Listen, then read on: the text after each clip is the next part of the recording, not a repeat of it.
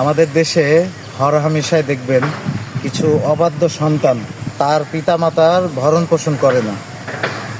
আমাদের দেশের একটি আইন আছে যেটাকে বলা হয় পিতামাতার ভরণ পোষণ আইন।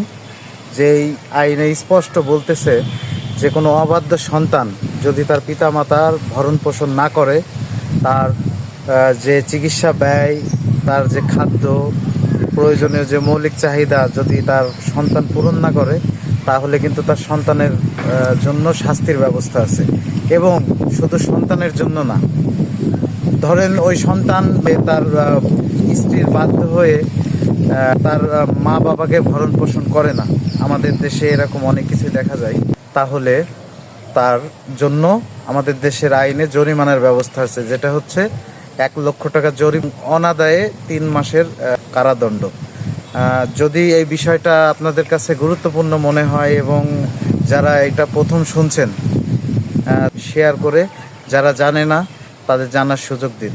সকলকে ধন্যবাদ। আসসালামু আলাইকুম।